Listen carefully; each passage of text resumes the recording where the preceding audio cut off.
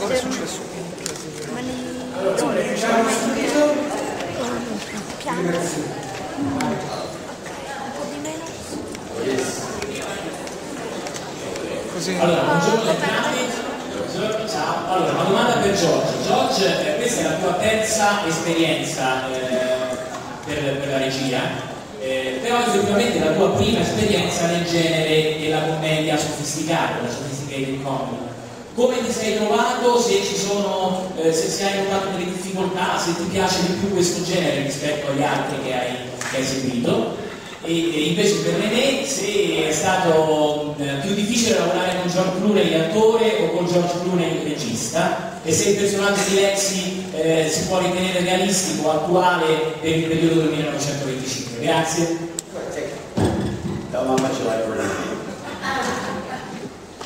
Well, it was really, really difficult to work with both the director and the actor, George Clooney. But I suffered through it, somebody had to. Lexi, sure. What a lot of fun. What a lot of fun. I wish I was that quick-witted. I wish I was, that I always had the right thing to say, and Brad He had such grasp of my faculties and access to my faculties and my wits. But I don't, as you can see, so I'm going to stop. My hands hurt. The genre of comedy to me was something I wanted to do. I'd done a series of fairly serious films in the last few years, for the most part, and all the things I was being offered were very serious films to direct, and I'm terrified of the idea of only being allowed to do one specific thing. So I wanted to do this one to play around with comedy and have some fun with it. And to me, we had a great time. It's really a funny bunch of people. Not very bright, but a funny bunch of people.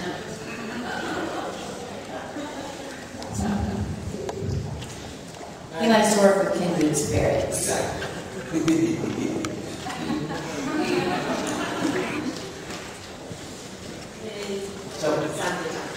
Senti, c'è una notizia che ti stai occupando di moda anche. Se ci vuoi dare qualche dettaglio, spiegare un pochino cosa consiste questa nuova esperienza. Oh, that is something actually while we're here I can talk about.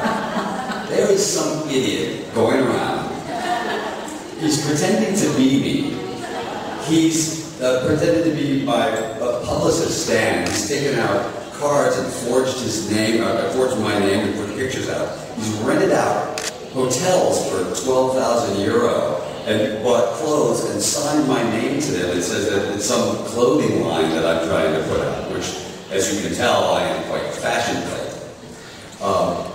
But it's all a hoax, this guy. And every time we call up and say, that's got nothing to do with me.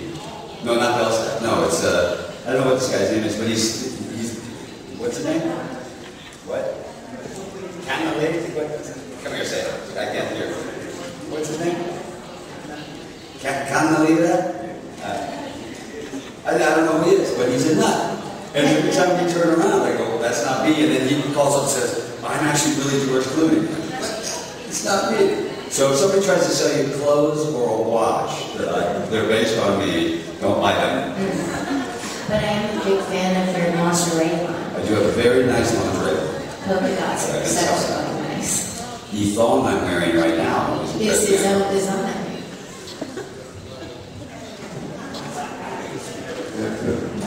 Per Giorgio, sì. Allora, questo sguardo a ritroso sul cinema americano è per una memoria storica o è una specie di fascinazione per il glamour di quel periodo? Poi, seconda domanda, se ha consuetudine con il cinema italiano, dove vive una parte dell'anno in Italia, e che cosa gli piace del cinema italiano?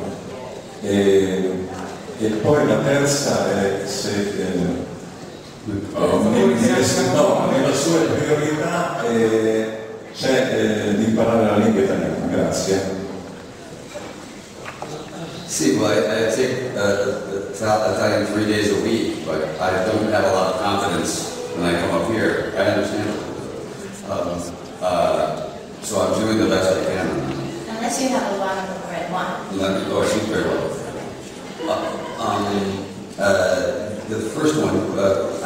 probably the glamour of it, of early Hollywood films. I don't think really the idea of living in 1925 is probably nearly as fascinating as actually how beautiful it looks on film, since you would be dying of polio or something horrible.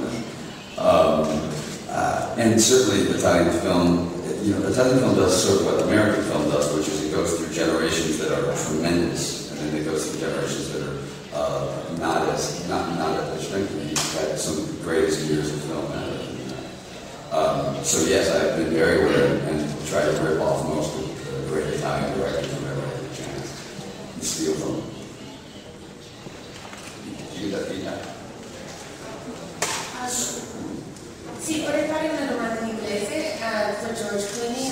I'm with Associated Television over here. Oh, okay. And we're interested in knowing what's your reaction to the disruption with the Olympic torch relay and the relationship between China and Tibet. Well, quickly, I'll just give you the sort of quick version of this. Most of the attention now, based on the Olympics, has been focused on Tibet. That's a very big change from what it was even a couple months ago, where it was mostly about before was the conversation.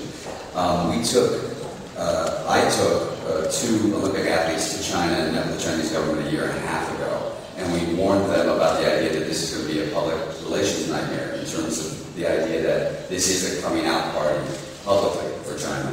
And the human rights issues in particular related to Darfur, that's been the thing I've been paying most attention to, is going to be a problem. We weren't threatening or trying to threaten a boycott. We were saying this is something you're going to face and maybe you can avoid it. So I think that these protests are probably going to be very effective in doing what they're setting out to do, which is give a black eye to human rights issues. And that's probably a good thing, as long as nobody gets hurt.